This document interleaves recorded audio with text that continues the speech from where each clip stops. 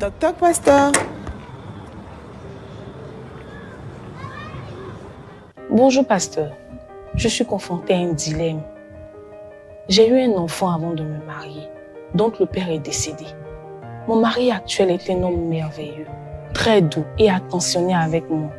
Mais en ce qui concerne mon fils, il est très méchant, voire même violent avec ce dernier. Je suis embarrassée, pasteur. Que dois-je faire? Me séparer de mon mari afin de sauver la vie de mon fils ou rester avec mon mari en risquant de mettre en danger mon fils?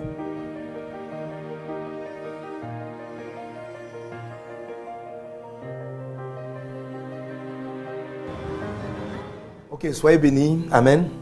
Alors, on a entendu la question de notre sœur qui a un mari qui est adorable pour elle, mais qui ne l'est pas pour l'enfant qu'elle a eu d'une précédente relation dont le père est décédé. Parce que souvent, dans ce cas de figure, si le nouveau mari n'accepte pas l'enfant, les parents ont tendance à l'envoyer chez l'autre conjoint, ou bien chez le père ou chez la mère de l'enfant. La question est valable vice-versa. Il y a des hommes qui ont des enfants qui ne sont pas bien traités, qui sont maltraités.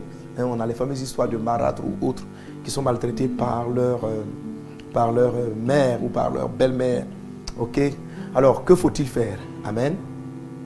Ici, vraiment, la question est assez simple, de prime abord. Alors, que le Seigneur, dans ta grâce divine, t'éclaire, qu'il puisse éclairer ton cœur, tes yeux, dans le nom de Jésus. Amen. Si la vie de ton enfant est en danger, tu dois le protéger, tu dois le garder, tu dois le protéger. Ok? Mais maintenant, l'expérience m'a montré que les choses ne sont pas souvent aussi évidentes. J'ai vu dans certains foyers recomposés que les enfants, pour attirer l'attention de leur mère ou parce qu'ils veulent partir, embêtent délibérément le nouveau conjoint. Ils l'embêtent délibérément et ils créent des situations de conflit. Ok? Ils créent des situations de conflit. Donc, je vais essayer de traiter ces deux cas de figure et la réponse que je vais donner sera valable. Donc, au cas où c'est le monsieur qui vient avec une femme, qui vient avec son enfant, pardon, et la femme ne le traite pas bien, ou vice-versa. Donc, je vais répondre à ta question, mais en englobant un peu les différents cas de figure. Ok? Amen. Alors, la première des choses, bien sûr, c'est de sauver. Si quelqu'un est en danger, tu ne vas pas t'associer avec une personne pour détruire la vie de l'autre, pour détruire la vie d'un enfant. Mais ce que je veux te dire surtout, si l'exemple est exactement comme tu dis, si la situation est comme tu l'expliques, un homme qui t'aime aime ce avec quoi tu viens. Voilà, un homme qui t'aime réellement, il aime ce avec quoi tu viens. Il aime ta vie, il t'aime. Si tu as eu un enfant avant de le rencontrer, l'amour qu'il a pour toi inclut cet enfant. L'amour qu'il a pour toi inclut cet enfant. S'il rejette ta progéniture, c'est que quelque part il te rejette. Ça veut dire que le type d'amour qu'il manifeste pour toi est un amour, comme je l'appelais politique, c'est-à-dire c'est un amour très intéressé. Aujourd'hui, il est doux, il est attentionné, mais cette violence qu'il a vis-à-vis de l'enfant, il va la répercuter sur toi à un moment ou à un autre. À un moment ou à un autre. Parce que si tu t'aimais, ça veut dire que quelqu'un qui t'aime aime ce que tu aimes. Ok, tu comprends? Quelqu'un qui t'aime aime ce que tu apprécies. Il aime ce que tu aimes. Tu ne peux pas dire que tu aimes quelqu'un, par exemple, il est pasteur, il fait son travail, tellement tu l'aimes, tu veux qu'il arrête d'être pasteur. Mais c'est que tu ne l'aimes pas. C'est que tu n'aimes pas. Parce que c'est son appel, c'est sa destinée. Une maman qui a eu un enfant, elle a eu un enfant. Elle aime son enfant. Le monsieur, je peux dire à ma soeur, si les choses sont telles que tu le décris, c'est qu'il ne t'aime pas. Voilà. C'est qu'il aime ce que tu lui apportes. C'est ce que j'appelle l'amour politique. Il aime ce que tu lui apportes et il te le rend bien. Donc toi, tu te sens à l'aise, mais il y a quelque chose qui fait partie de toi aussi, qui est ton enfant, qu'il n'aime pas. Amen. Voilà. Avant d'aller plus loin, qu'est-ce que tu penses, toi qui me suis en ligne? Qu'en penses-tu? Voilà. Titi à grâce répond, tu ne peux pas être dans un foyer et être heureux sachant que ton fils, voilà. Tout à fait. Il doit t'aimer pour tout, l'emballage et le cadeau. J'étais dans une relation, j'aimais son fils comme si c'était le mien. Es-tu sûr qu'il t'aime? Ok, Shalom a dit, ok. Voilà, amen. Ah, Audi, j'ai vite répondu, je vais vite aller. Mais je suis déjà trop avancé. Estelle, ton avis? Oui, papa, je pense que tu l'as si bien dit, on ne peut pas aimer un arbre et détester ses fruits. Donc je pense que s'il aime la femme, il devrait aimer l'enfant. Et s'il n'aime pas l'enfant, il faut chercher les causes réelles. Et dans la prière, va aussi parler avec lui. Parce qu'il y a des hommes qui ont connu une forme d'éducation, la violence par exemple, et ils le répercutent sur l'enfant, peut-être sans s'en rendre compte. Donc moi je me dis qu'il faut chercher aussi les raisons avec ce monsieur pour savoir. Peut-être qu'il se dit qu'il fait bien, alors qu'il fait mal en réalité. Merci, c'est fort ta réponse. Derek. Moi, je partage vraiment la vie. Je me dis que la femme doit pouvoir vraiment échanger avec le mari par rapport à la situation et attirer son attention sur la nécessité vraiment de protéger avec elle. Donc c'est vraiment ce que je dis. Et surtout vraiment porter ça dans la prière. Voilà. Hein? Donc elle proposait, est-ce qu'elle doit divorcer? Mais il ne faut pas en arriver là d'abord. Papa, moi je pense qu'il ne faut pas en arriver là. Il faut peut-être protéger l'enfant en l'éloignant un peu de la maison un temps soit peu. Et régler le problème avec l'homme avant de ramener l'enfant si le problème est réglé. Ok. Donc régler le problème avec l'homme. Derek, monsieur. Bon, j'attends aussi vos réponses en ligne. Hein. Voilà. Laurie Noah dit exactement échanger avec le mari. Peut-être qu'il ne sait pas qu'il fait mal. Bon, Chris Emmanuel dit le son est faible. S'il vous plaît. Bon, attends. Alors. Bon, en tout cas, il y a plusieurs qui disent que mon son est faible. Donc, il faut augmenter mon volume. Il doit aimer l'enfant et sa mère. Il faut connaître la cause du rejet. Prévenant, c'est très bien. Sidoine a dit... Ok, d'accord. Je pense qu'elle doit prendre un temps dans la prière afin de savoir pourquoi elle se comporte comme cela et agir favorablement. Amen. Alors, c'est ce vers quoi je partais. Hein. Je voulais te répondre en disant... Et c'est valable dans les deux cas. C'est valable dans les deux cas.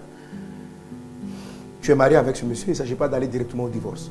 Là, ce n'est pas là. Mais de résoudre le problème. De ne pas être aveugle par rapport à ce qui arrive à ton enfant. Pas parce que toi, tu es à l'aise et que tu seras aveugle et tu vas donner toutes les raisons à ton conjoint. Il faut régler le problème dans le fond. Généralement, ce sont des problèmes qu'il faut régler avant.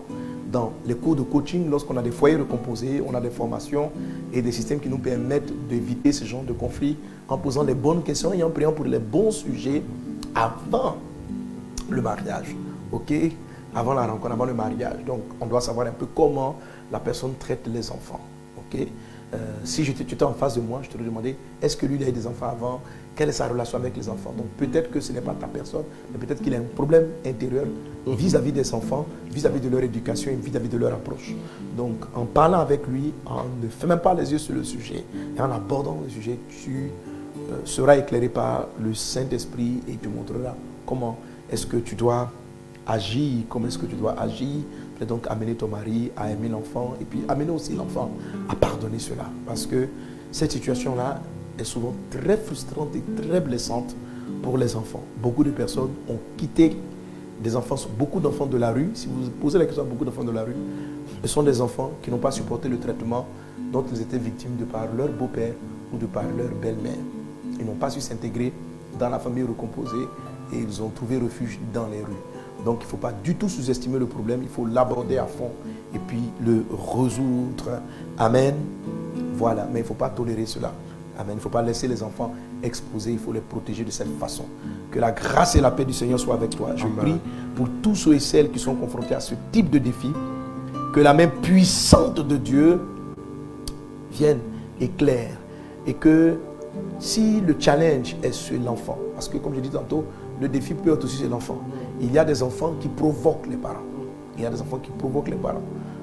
Je connais certains foyers où le monsieur il avait des enfants et qui n'ont pas accepté leur nouvelle belle-mère. Ils n'ont pas accepté. Quand la maman est décédée, mais ils n'ont pas accepté. Donc, pour la moindre chose, ils allaient raconter, elle fait ceci, elle fait cela. Sachant que le papa était très attaché à ses enfants. Très attaché à ses enfants. Donc, ils en ont profité pour essayer de manipuler. Or, leur belle-mère n'était pas forcément ce qu'ils pensaient. Ok? Elle n'était pas ainsi. Donc, quelquefois aussi, le problème peut être du côté de l'enfant qui n'accepte pas ce nouveau papa. Il ne peut pas lui donner la place de père. Et parce qu'il ne veut pas lui donner la place de papa, il le boycotte. Ici, son père est décédé. Malheureusement, son père est décédé. Mais il y a des cas où le conjoint, le père ou la mère, le plus souvent, est encore vivant. Et on a souvent des mamans, même, qui ont leur enfant dans un foyer, qui veulent revenir dans le foyer. Donc, ils veulent que la nouvelle femme parte et elles veulent reprendre leur foyer. Et elles se servent des enfants qu'ils ont ensemble pour raconter beaucoup de choses contre la femme, la nouvelle femme du mari. Tu vois? Donc, on a différents cas de figure. C'est pourquoi, dans ta recherche de la volonté de Dieu, prends le temps aussi d'écouter l'enfant, parle avec lui, pour voir comment est-ce qu'il se sent avec son nouveau papa, comment est-ce qu'il se sent avec lui et qu'il se sent bien. Check aussi son cœur, tu vas trouver des choses et tu verras si lui-même il se met dans une attitude pour provoquer son beau-père. Ça peut être l'un ou l'autre ou ça peut être les deux à la fois. Que le Saint-Esprit t'accorde sa grâce et que le Saint-Esprit vienne résoudre cela dans le puissant et précieux nom de Jésus-Christ. Et sur cette base, je vais prier. Donc on va prier pour tous ceux et celles qui sont dans les familles recomposées, pour tous les défis dans ce sens-là. On va prier ensemble. Brinda so katariba brada soro baralaklo. Raïda Shantala Babros, Reda Bradas Lorianda Bradas Lorianda Baba Sandala Dabros, Reda Bradas Sota Labake. Seigneur, je prie pour tous ceux qui sont confrontés à cette situation. Je prie pour les foyers recomposés. Je prie pour les maisons, Seigneur, de recomposer. Je prie pour tous ceux où les enfants, les beaux-parents, les parents ne s'entendent pas. Et tous ceux qui sont connectés, je prie pour la paix qui vient du ciel, la paix de Dieu, la paix qui guérit les cœurs, la paix qui restaure les âmes, la paix qui change les vies. Je prie pour cette paix divine, qu'elle se déploie dans cette maison, qu'elle soit manifestée pleinement dans le puissant et précieux nom de Jésus. Merci Seigneur pour tout ce que tu fais. À toi l'honneur, la gloire, la louange au siècle des siècles. Nous élevons ton nom au nom de Jésus. Amen. Vous êtes bénis au nom de Jésus. Amen. Et la grâce de Dieu est là et les malades sont aussi guéris au nom puissant de Jésus-Christ de Nazareth. Amen.